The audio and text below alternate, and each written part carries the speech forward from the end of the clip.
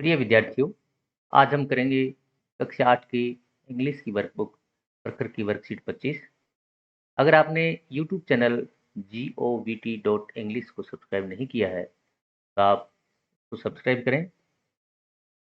आने वाले वीडियो की नोटिफिकेशन आपको मिलते रहें, इसके लिए आप घंटी वाला बटन दबाएं।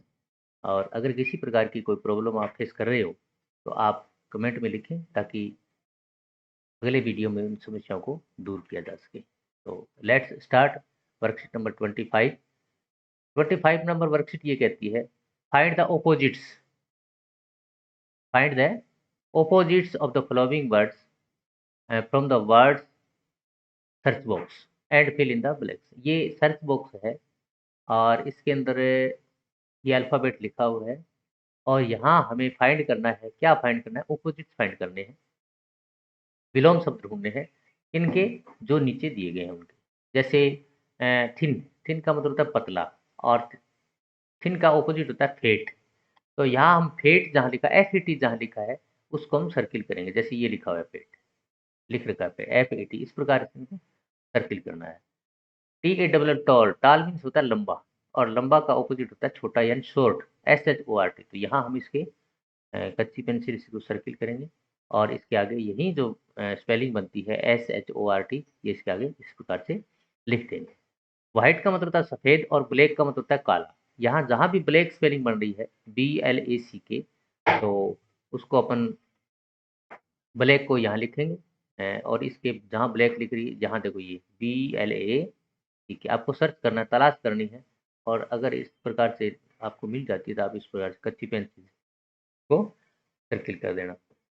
HATE, हेट, हेट मीन्स होता है घृणा करना और नफरत करना, और लव का मतलब होता है प्रेम करना। तो जहाँ लव स्पेलिंग बन रही है, जैसे ये बन रही है LOVE, बड़ी ही इंटरेस्टिंग टेबल है। और इस प्रकार से आप इसके सर्किल बना करके और यहाँ उस सर्किल में जो वर्ड बन रहा है उस वर्ड को यहाँ लिख देना। आफ्टर का मतलब होता है बाद में या पीछे, बिफोर का मतलब होता है पहले।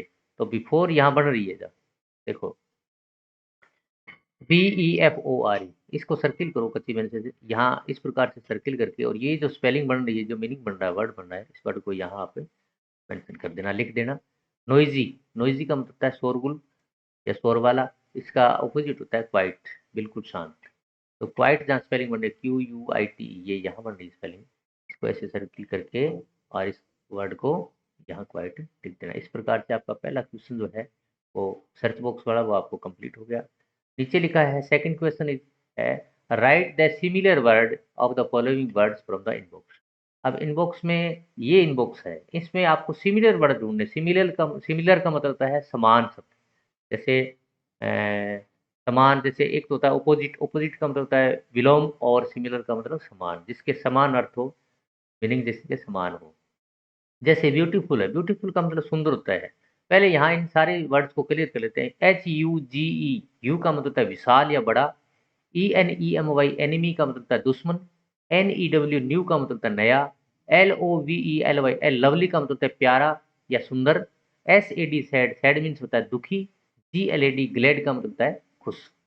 अब देखो ब्यूटीफुल, ब्यूटीफुल का मतलब होता है सुंदर, और सुंदर का सिमिलर वर्ड बनेगा लवली, लवली, LOVELY। इस प्रकार से आप कच्ची पेंसिल से यहाँ लवली लिख देना। मॉडर्न का मतलब होता है आधुनिक या आज का या नया। तो न्यू इसका सिमिलर वर्ड बन गया NEW। अनहैप्पी का मतलब होता है दुखी या सैड का मतलब उदास। यहाँ SAD, सैड, सैड शब्द आप कच्ची पेंसिल से लिख सकते हैं। बिग का मतलब होता है बड़ा। HUG, यू का मतलब होता है विशाल, दोनों के अर्थ एक जैसे हैं। FOE, फोई, फोई का मतलब होता है दुश्मन, और एनिमी का मतलब ये होता है दुश्मन, ENEMY। साथ में आपकी स्पेलिंग याद हो जाएगी। हैप्पी का मतलब था खुश, और ग्लैड का मतलब खुश। इस प्रकार से आप ये वर्कशीट 25 आप कंप्लीट कर सकते हैं। इस प्रकार से स्क्रीन को आप स्टॉप करके आप अपने वर्क को आराम से पढ़ सकते हैं। ये वीडियो आपको कैसा लगा कमेंट बॉक्स में ज़रूर लिखें। Okay, good bye.